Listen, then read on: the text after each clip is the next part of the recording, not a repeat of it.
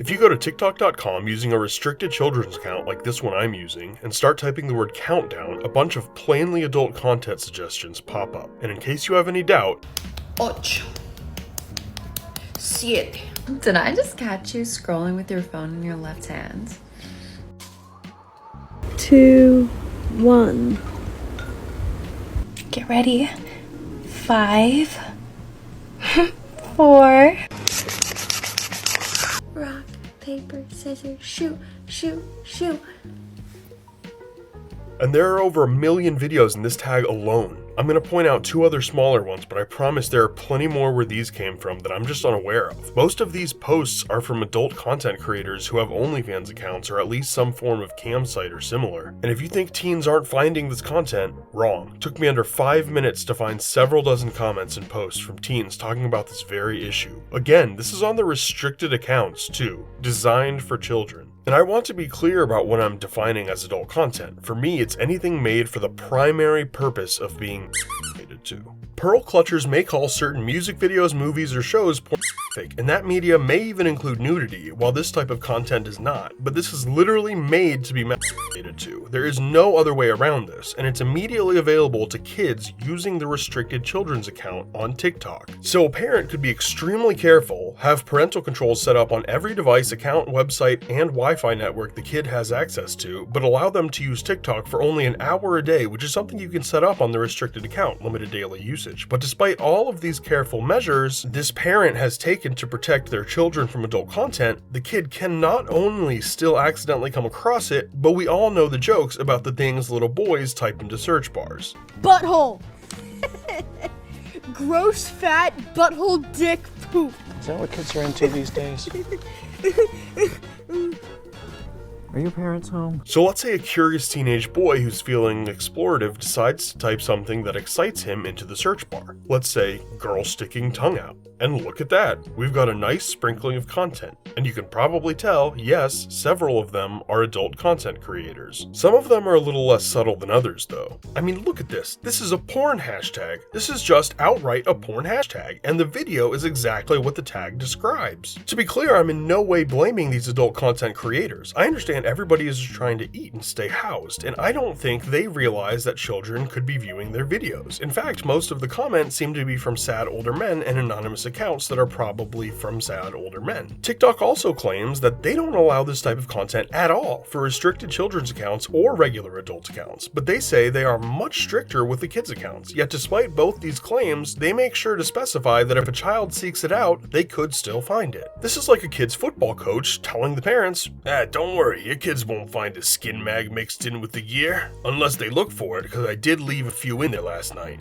I mean, this doesn't happen on YouTube for kids, so why does TikTok not seem to care at all about the availability of adult content to restricted children's accounts on their platform? Especially since we're only starting to understand the impacts of any type of adult content on developing minds. So while some of you may think, oh, well, that's not a big deal, we all watch or it's healthy, or something similar, we now know factually that the impact on children is negative and can be extremely severe, regardless of the type of adult content. Rates for problematic sexual behaviors among children under the age of 15 skyrocket for those who have been exposed to adult content of any kind. The basic list of PSBs includes sexual assault, sexual exploitation of children significantly younger than themselves, desire for incest, lack of sexual boundaries, meaning nudity and/or masturbation in non-private settings, and many other concerning things. And the crazy part is that the reason these kids resort to those behaviors is that they are simply trying to gain understanding and don't know how else to do it. They themselves are victims who can quickly become victimizers simply because they saw something they didn't understand. And some of you may be jumping to an old wives' tale that, well, only aggressive or like BDSM porn causes problems, but that has been proven false. There is a negligible difference in the impact between aggressive adult content and other kinds, especially when the consumer is a child. And while the problematic sexual behaviors we listed are horrible, to me the most interesting effect is that in both boys and girls, it had a large, immediate, measurable impact on the perceived value of women in the eyes of the young consumers of the adult content. Again, regardless of what type of adult content or what gender the viewer was. It also created much stronger expectation for women to be eager to be used for gratification, and sexual gratification comes to be seen by these children, again boys and girls alike, as a role required of women.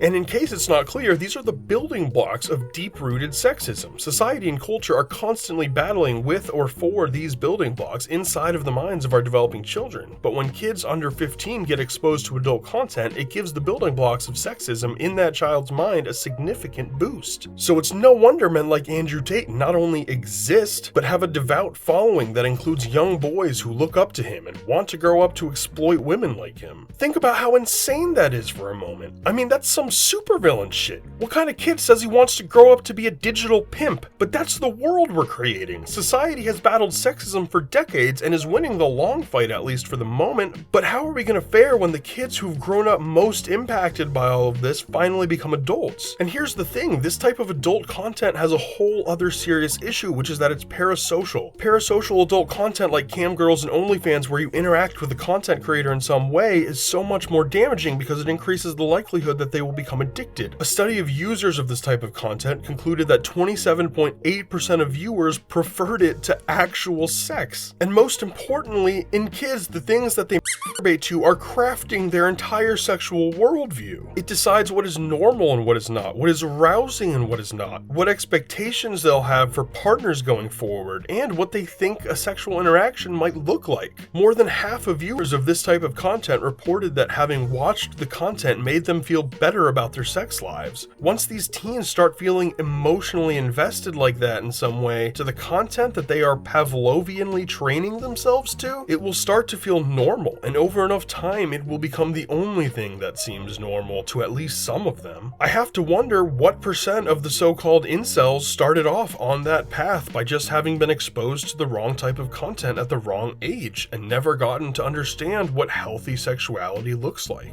For some, maybe it's not that they couldn't get laid so much as the media that taught them about sexuality literally stopped them from developing the ability to connect with a real-life human in a healthy sexual way. I mean, how can you get to the point in a relationship where you have sex if the attitude from women you associate with sex is completely divorced from the attitude women actually have during or leading up to sex? And I know incel is the big term right now, but we shouldn't think it's the limit of what can happen. What will the version of incels be for the generation of kids that includes ones that want to grow up to be Andrew Tate? I promise whatever word we come up with for them, they will be so much worse. And yes, I understand that TikTok is not responsible for all this, but I do think we have to ask ourselves what type of behavior we are okay with from the companies we entrust our children's attention to, especially when it can have consequences as severe as what we've discussed. And they can find a way if they look should not be considered an acceptable answer when it comes to what our kids should not have access to. They found that regularly watching pornography during adolescence was linked with more severe crimes committed as adults, including more humiliation of their victims.